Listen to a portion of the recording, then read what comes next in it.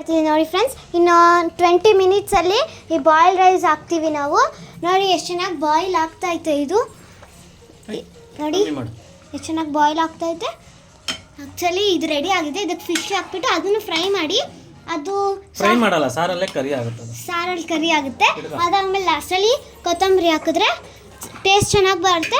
ಇವಾಗ ಸ್ಮೆಲ್ ಕೇಳ್ತಾ ಇದ್ದಾನೆ ನೋಡಿ ಫ್ರೆಂಡ್ಸ್, ಎಷ್ಟು ಚೆನ್ನಾಗಿ ಬರ್ತಿದೆ ನೋಡಿ ಫ್ರೆಂಡ್ಸ್. ಫಿಶ್ ಹಾಕ್ತಿದ್ದೀವಿ ಇದಕ್ಕೆ ನಾವು ಇವಾಗ. ನೋಡಿ ಫಿಶ್ಶು ನೋಡಿ ನೋಡಿ ನೋಡಿ ಫ್ರೆಂಡ್ಸ್, ಫಿಶ್ ಹಾಕ್ತಾ ಇದ್ದೀವಿ. ನೋಡಿ ಫಿಶ್ ನೋಡಿ ಫ್ರೆಂಡ್ಸ್, ಫಿಶ್ ಹಾಕ್ತಿದ್ದೀವಿ.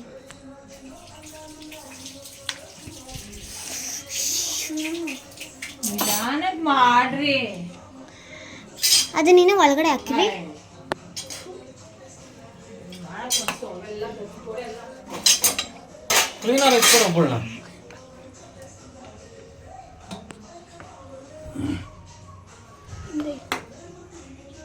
ನೋಡಿ ಫ್ರೆಂಡ್ಸ್, ಫಿಶ್ಶು ಎಲ್ಲ ಫಿಶ್ ಆಯಿತು, ಹಾಕ್ಬಿಟ್ವಿ. ಫಿಶ್ ಹಾಕಿದ್ವಿ. ಫಿಶಲ್ಲಿ ತಟ್ಟೆಲ್ಲ ಒಂದು ರಸ ಇರುತ್ತೆ, ಅದನ್ನು ಹಾಕಿದ್ದೀವಿ ಟೇಸ್ಟ್ ಬರುತ್ತೆ ಅಂತ. ಚೆನ್ನಾಗಿ ಮಿಕ್ಸ್ ಮಾಡಿದ್ರೆ ಫ್ರೆಂಡ್ಸ್ ಆಡಿಸ್ಬಾರ್ದು ಇನ್ನು ಅಷ್ಟೇ. ಅದು ಬಾಯ್ಲ್ ಆಗೋಗಂಟ ನೀವು ವೆಯ್ಟ್ ಮಾಡಿದ್ರೆ ಫಿಶ್ ಆಗುತ್ತೆ, ಫಿಶ್ ಕರಿ ರೆಡಿ ಆಗುತ್ತೆ. ಅಲ್ಲ ಬಾಯ್ಲ್ ಆದಮೇಲೆ ಲಾಸ್ಟಲ್ಲಿ ಕೊತ್ತಂಬರಿ ಹಾಕಿದ್ರೆ ಇದು ಟೇಸ್ಟು ಚೆನ್ನಾಗಿ ಬರುತ್ತೆ.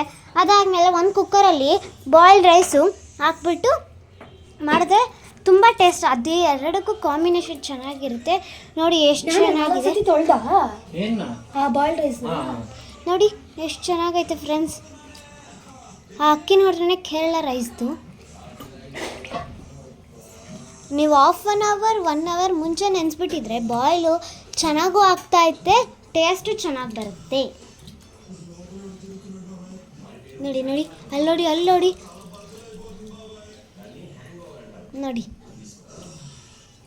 ನೋಡಿ ಫ್ರೆಂಡ್ಸ್,